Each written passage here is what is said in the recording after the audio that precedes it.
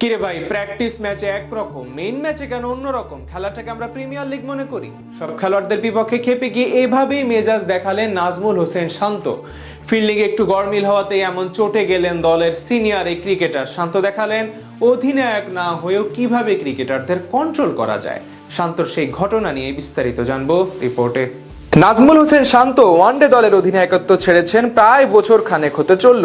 বর্তমানে অধিনায়কত্ব পালন করছেন মেহেদী হাসান মিরাজ। তবে এখনো যেন ফিল্ডিং থেকে শুরু করে বোলিং পরিবর্তন কিংবা সবাইকে উজ্জীবিত রাখা, সবকিছুতে চোখে পড়ে নাজমুল হোসেন শান্তরই চতুরতা। এই যেমন আজ মেজাজ হারিয়ে শাসালেন সবাইকে। ফিল্ডিং এ বডি অ্যাপ্রোচে একটু অনিয়ম দেখতেই খেপে গেলেন তিনি। বর্তমানে জাতীয় দলের অন্যতম সিনিয়র ক্রিকেটারদের মধ্যে একজন নাজমুল হোসেন শান্ত। প্রায় এক দশক হতে চলল আন্তর্জাতিক ক্রিকেটের সাথে আছেন তিনি। এ সময় ওয়ানডে বাদেও টেস্ট ও টি-20-র ক্যাপ্টেন্সি করানোর অভিজ্ঞতা রয়েছে এই ক্রিকেটারের। সেখান থেকে বলা চলে বেশ ক্যাপেবল হয়ে উঠেছেন বামহাতি ব্যাটার। এছাড়া দায়িত্বশীলতার দিক থেকে শান্ত অসাধারণ। লিডারশিপ গুণ তার মধ্যে আলাদাভাবে নজর পড়ে, যার উদাহরণ হতে পারে আজকের ঘটনাটি। যেভাবে তিনি সতীর্থদের উদ্দেশ্যে কড়া কথা বলে সবাইকে সতর্ক করলেন এবং আরো বেশি মনোযোগী করে তুললেন, সেটা মনে করিয়ে দেয় পুরনো দিনের মাশরাফির কথা। মিরপুর শেরেবাংলা ক্রিকেট স্টেডিয়ামে আজ সিরিজের প্রথম ওডিআই ম্যাচে টস জিতে আগে ব্যাট করার সিদ্ধান্ত নেয় নিউজিল্যান্ড ক্রিকেট দল। বিপরীতে আগে বল করতে নেমে শুরু থেকেই সফরকারীদের চাপে রাখে টাইগার বোলাররা। পাওয়ার প্লেতে এক উইকেট নেন শরীফুল ইসলাম।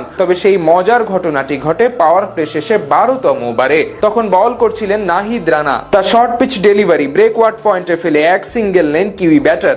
সে সময় সেখান থেকে বল ছুড়ে মারেন আফিফ হোসেন ধ্রুব। এদিকে বল ছুড়ার পর বাকি ক্রিকেটারদের বডি অ্যাপ্রোচ এবং চতুরতায় সন্তুষ্ট হতে পারেনি সাবেক অধিনায়ক এবং দলের সিনিয়র সদস্য নাজমুল হোসেন শান্ত। এ সময় তিনি সবার উদ্দেশ্যে বলেন, কিরে ভাই, প্র্যাকটিস ম্যাচে একরকম, মেইন ম্যাচে আরেক রকম। খেলাটাকে প্রিমিয়ার লিগ মনে করি। অর্থাৎ সবার শরীরী ভাষায় সন্তুষ্ট হতে পারেননি শান্ত।